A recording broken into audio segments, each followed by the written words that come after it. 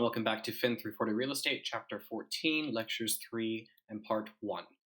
Today, we'll be going over Chapter 14, so let's get into it here.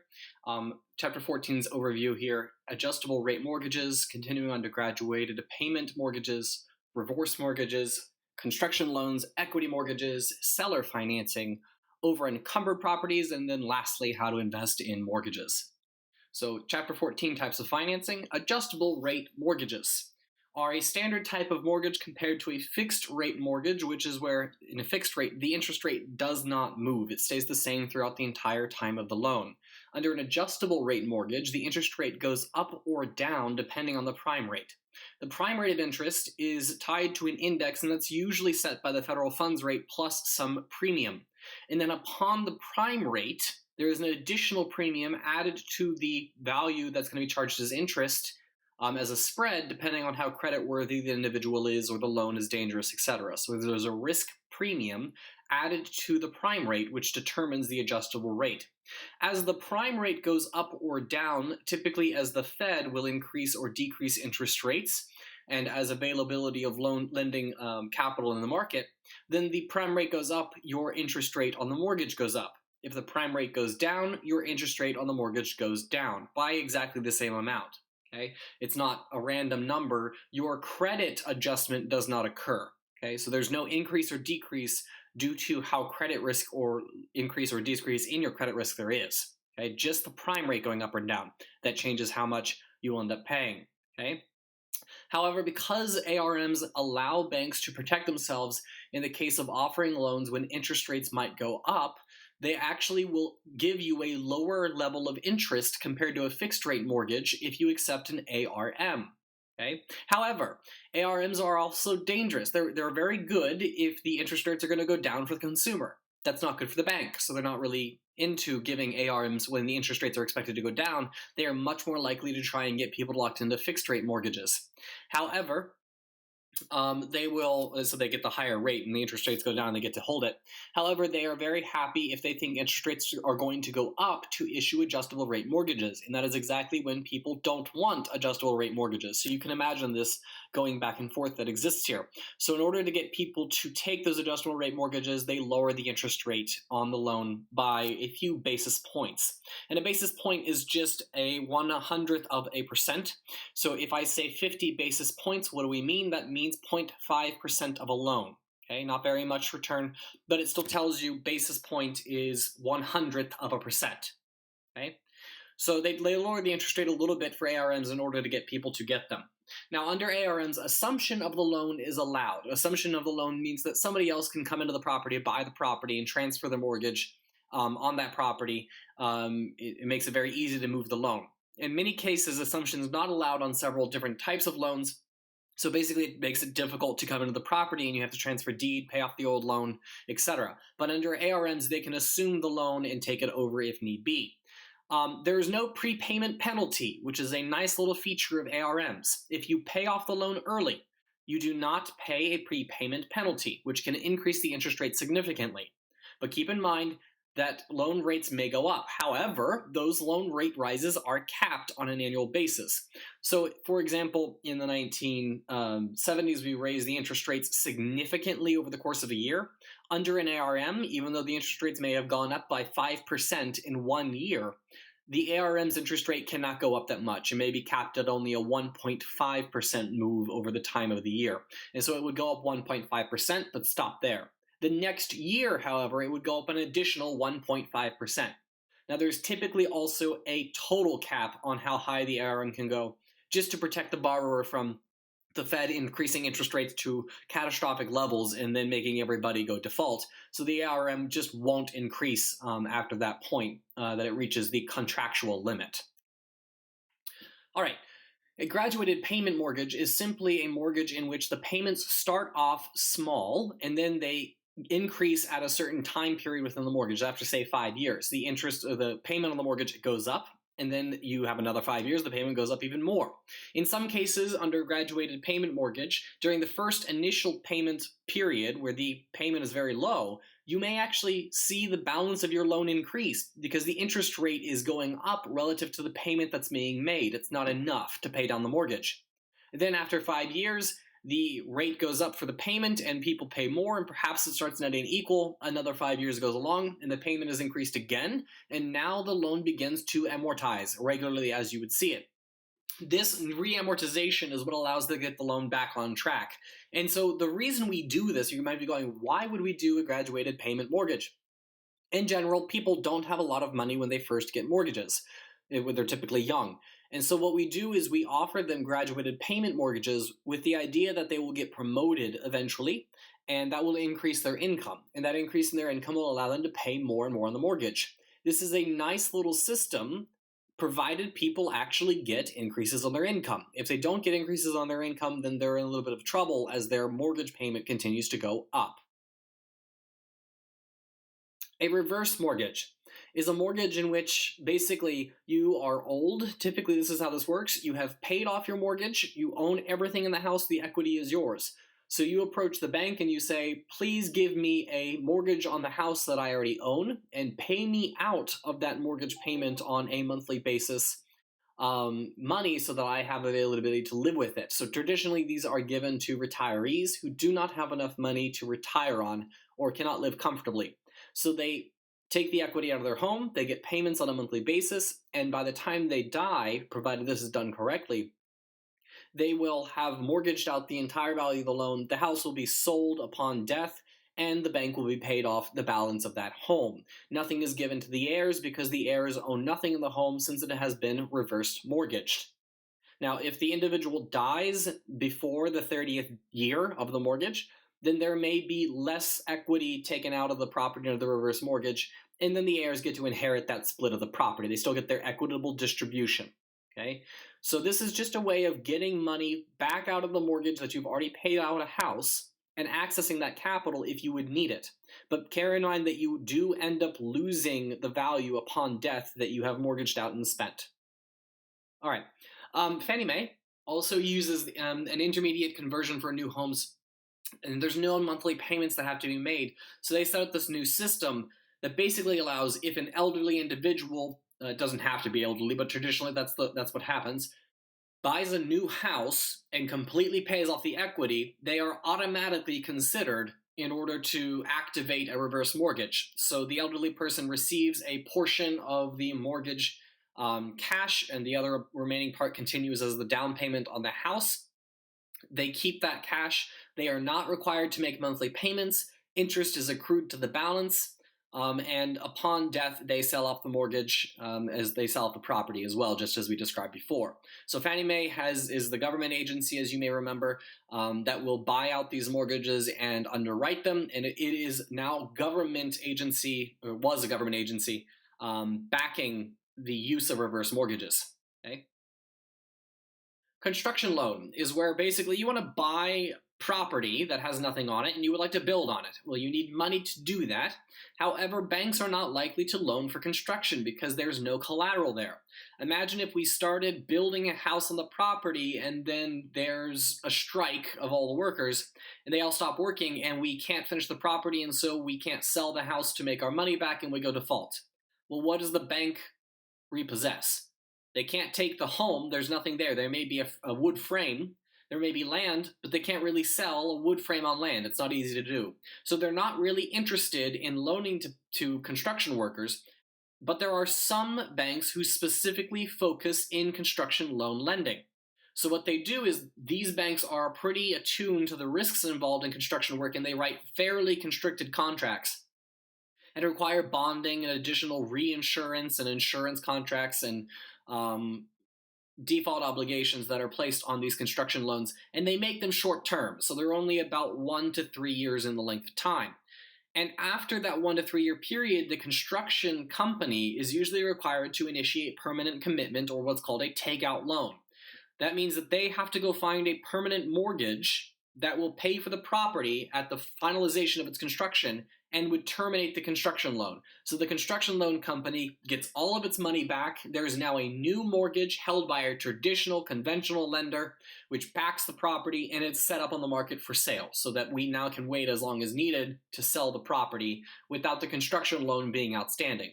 The construction loan company can then go and take its money and go to the new construction loan company and say, would you like to build another house? So that it allows them to move on with the construction of new property and not sit around waiting for houses to sell that may not be selling if the market's not hot. Okay, so they don't want to be in the market of waiting for homes to sell. They're in the market for giving loans to construction companies for the purpose of construction, and that's all they specifically deal in. Okay, again, short-term loans, pretty high interest rates. Not all of the money is given out to the construction company immediately. So if the total loan is for $100,000, they don't just give them $100,000. They'll give them, say, $25,000. They'll come in, they'll do an inspection, make sure that the construction is going as planned, it's meeting all building codes, etc. Once that is approved, the bank will initiate the second installment of $25,000. Again, they'll go through construction, do all of their inspections, check to make everything is good to go, and make the third installment, etc., etc., etc. Okay, so that's the key here. It's an installment, it's short term, it usually will require a permanent commitment from the construction company to get out of the loan.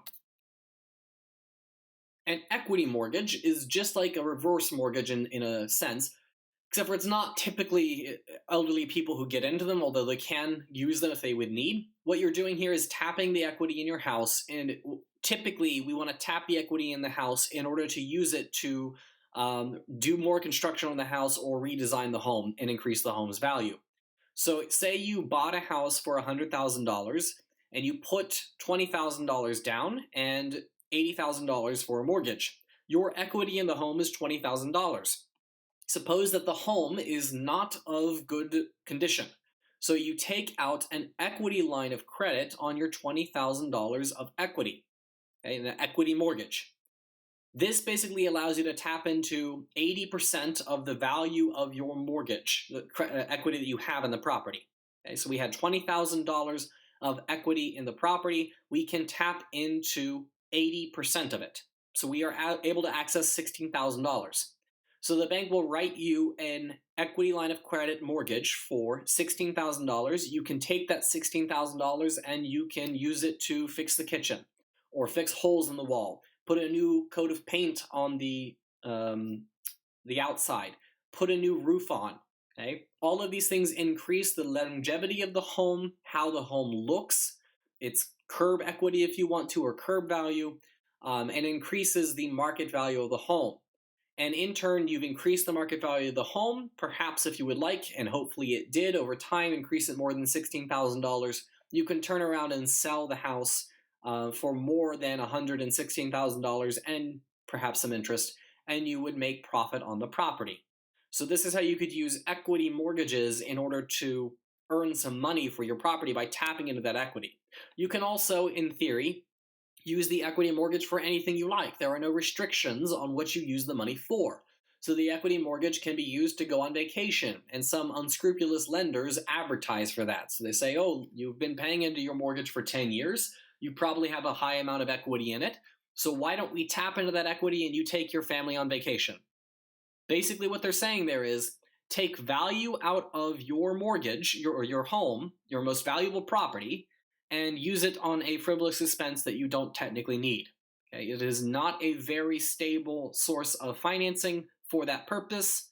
If you're going to go on vacation, use real cash. You don't go into debt to go on vacation. But it is common to hear on the advertisements, take out a HELOC today to go on vacation. So I think that's a pretty unfair thing to do, and it's an unscrupulous lending practice. Two ways of dealing with financing where you don't want to go through the bank or you want to go around the traditional bank method of financing is known as seller financing and wraparound mortgage, which is really just another method of seller financing. So seller financing is as it sounds. The seller is going to accept a down payment on the mortgage property. They're going to allow you to take over the property. They will initiate the mortgage themselves. You will give them a down payment, and then you're going to make monthly payments to the seller. You don't go through a bank. Okay? You will have to go through an escrow agent in order to make sure that the deed changes hands and title transfers appropriately, and that you make sure you investigate chain of title with a lawyer, etc., because you're not going through a bank here. The bank is going to go do all of that on your behalf. You'll be charged for it. That's that origination fee we talked about before. But if the seller is doing it, you save the origination fee, but you've got to do all the groundwork to make sure the deed is transferable. So you make that down payment, and then the monthly payments, the seller transfers the property to you. It's a pretty done deal. The reason this may occur is if the seller is fairly uninterested in having to get all their money at once, but they're happy to get a portion of it now and then allow you to pay them the interest as if they were the bank. So some people are happy to earn interest on their original property, particularly if they can agree to you on a rate that is above what they might earn on their savings accounts. So seller financing is pretty popular, especially when there's not a whole lot of money available in lending markets. So when nobody's willing to lend, you'll often see for sale by owner and seller financing exists on properties. A wraparound mortgage is a method of seller financing where the seller does not get rid of their mortgage, but enters into a secondary mortgage in which basically you give money to the seller, they don't pay off their original mortgage, and they take the payments from your mortgage and continue to make them on their old mortgage. So they take their large paycheck, let's say $80,000, and out of that they pay off the original mortgage, and they can invest the money and earn from your mortgage a split of the cash. Okay, so they're earning interest on the payments, they're making payments on their original mortgage, and there's an additional cost here for them of an additional borrowing. If you had to pay a higher price, so they're going to raise the price on the property from what they bought it for, that additional borrowing is a little bit costly to them, but they're going to charge you for it. So they're going to earn money on this. Your book has a nice way of doing this calculation. So there's a reason they do that is they earn money. It lowers your interest rate because the seller already owns the property. They can enter into a mortgage cheaper than you can enter into a mortgage at current rates. And so it's a good deal for both parties interested. However, the seller remains liable for the property, and the wraparound mortgage is junior, which means second in line, to the senior property mortgage, which the seller maintains. So if the seller defaults on the mortgage, which means they stop paying on that mortgage, even though you've taken possession of the property and you all around own the property, because they have the senior mortgage under a wraparound mortgage, the bank will take the house from you. You are effectively a tenant as far as they are concerned. Okay? They'll just take the house from you because you have a junior claim to the senior claim mortgage that the original seller had. So be very careful about wraparound mortgages. They may look like they will save you money initially, but they turn out to be a legal nightmare if the seller stops paying their mortgage dues. Okay, speaking of which, over-encumbered properties. An over-encumbered property is a property in which there is more debt outstanding than the property is owned upon. So there's equity in the property and the market value are lower than the debt outstanding. So here's an example from your book. A seller owns a house that is realistically worth $100,000 and the mortgage balance is $10,000. The seller offers to purchase the property with the condition that she be allowed to obtain an $80,000 loan on the property from a lender. The $80,000 loan is used to pay off the existing $10,000 mortgage and pay the broker's commission, loan fees, and closing costs, all totaling $8,000. The remaining money, $62,000, which comes from the $80,000 loan she's going to obtain, minus the $10,000 original loan, and minus $8,000 of closing costs, is going to be split $30,000 to the seller and $32,000 to the buyer's down deposit. Okay? The buyer then also gives a personal note of $80,000 to the seller. So what does the seller get out of this? The seller got $32,000 cash plus an $80,000 note. So the total value of property that they're obtaining here, okay, is $112,000. $12,000 more than the $100,000 they were expecting to get for the property. So the seller feels good. Okay, the seller feels good. What's the problem? The buyer is obtaining a loan for $80,000 from the property lender. That is a first mortgage, which is a senior mortgage. The secondary note that the buyer gives to the seller is a junior note, which means that if the buyer defaults on the property, okay, they don't pay their mortgage, the bank will take the property and the seller may be out for their $80,000 note. They won't be able to claim the money. There won't be enough there in the property value, okay? So be careful here. Even though the seller is going to get $112,000. They're going to get $12,000 more than they thought they were going to get. They're going to get a hefty down payment in cash of $32,000. And the buyer is going to keep $30,000 for themselves. It seems like a done deal. Everybody's happy, except for the fact that there's $160,000 of credit outstanding on this property. $80,000 for the original mortgage, and then a seller's note for $80,000. The property is over encumbered. There is no way for the seller to obtain full value in the property if the original buyer defaults on the mortgage. Okay. How can you invest in mortgages? Well, it actually turns out to be pretty straightforward, although a little bit uneasy for most people. Buying in mortgages, you can simply go through Ginnie Mae and Freddie Mac or Fannie Mae and buy conventional mortgage certificates, so you can invest directly into the certificates of the mortgage if you wish. Or you can buy a bundle or pool of those mortgages, traditionally known as a mortgage-backed security. You can also purchase these through Ginnie Mae and Freddie Mac. These are traditionally first and second mortgages. Okay, so first mortgage is the initial mortgage used to buy the home. Second mortgage is if we needed more money, so we guaranteed the house again for a mortgage. But you can also invest through Ginnie Mae and Freddie Mac into junior certificates, which are third and fourth mortgages on the home. So they are subordinate to the senior mortgages, which are the first and second, and these are junior mortgages. They are paid last. In fact, they probably will never be paid at all if the buyer forecloses or defaults on the property. Okay? So the junior certificates have quite high balances for interest rates. However, Ginnie Mae is a government institution which backs the certificates. Ginnie Mae is like the Treasury Department, so Ginnie Mae certificates have the full faith and credit of the United States government, like Treasury deposits and Treasury bills and notes. Freddie Mac and Fannie Mae do not have that same condition. Remember, they are agencies of the federal government. They are not part of the federal government themselves.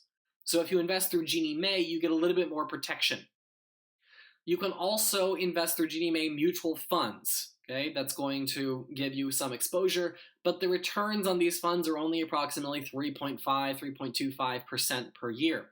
They are about 50 basis points or 0.5% more than Treasury bills earn.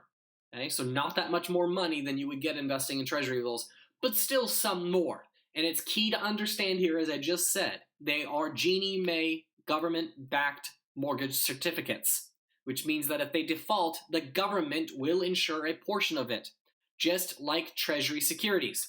So they are fairly limited in their risk profile, and you get a little bit more interest on the loan than you would under Treasuries. And the reason this exists, you might say, well, why is it different from a Treasury if the government's going to back it? They should be risk-free. Well, under Ginnie Mae, if you recall, we said before, Ginnie Mae loans can be prepaid without penalty. Okay? Completely prepaid without penalty. So because that prepayment risk exists, you may be facing investment interest rate risk problems. So if you are prepaid under a low interest rate environment, so the loan originally came at 10%, interest rates drop to 5%, and the loan borrower prepays the loan, you now can only invest in loans which are earning 5%, so you face interest rate risk. And because of this prepayment risk, this callable feature of the loan, if you want to use option language, they charge a little bit higher interest. That's where that 0.5% interest, or the 50 basis points spoken otherwise, comes from in the calculation. Now, in order to invest in these, you're going to need $25,000, which is a large initial sum. After the initial $25,000 investment, the next incremental amount of investment is less than $1. You don't need much money after that. But you do need a minimum investment of $25,000 in order to enter this market. Brokers will not take investments for less than $25,000 if you want to try and buy their certificates. And you cannot purchase through Ginnie Mae, Freddie Mac, or Fannie Mae junior or senior certificates for less than $25,000 initially. So in order to open an account, you got to transfer that $25K, and then you can buy as much as you would like in smaller increments thereafter. But again, they're not going to earn you that much interest, so be careful. And you'll have to keep up with the loans, because if the pool is paid off, they will just simply deposit the money into your account and send you notice a month later. You'll lose money for a month that you don't know you're invested in that account. Again, the mutual funds you can invest in, you do not require $25,000 to invest in the mutual funds. They are simply treated as standard mutual funds. Whatever the value per unit of the mutual fund is how much you're going to pay for that. You can also purchase property and lease them. That's a pretty easy way of doing it, and the way that most landlords go about it. The problem with purchasing and leasing property is you need to pay property taxes. Okay, that's going to generally be passed on to you, the property owner, rather than the leasee, although you can charge it through the rents directly. And if it's a commercial real estate transaction, you typically can pass on property taxes directly to the leasee in that condition. But for residential leases, you're not going to be able to pass on the property taxes except for through the rental agreement in the monthly payment for the rent. But again, if more rental rates in your local area are not that high, you may end up losing money or not earning as much money as you think under the lease agreement. This is why a lot of people like to invest in the mortgage certificates themselves. It gives you exposure and interest, which allows for growth on the properties that are being leased out, so you're effectively getting that same cash flow pass-through while not having to pay the property taxes. That being said, it is interest income that is going to be charged on your personal taxes on a personal side as ordinary income, whereas if you purchase the property, you get to deduct the mortgage interest payments as well as any depreciation of the property that may exist. Okay, so there's different tax complications that are involved here. The next chapter is actually about taxes, so we will cover those there.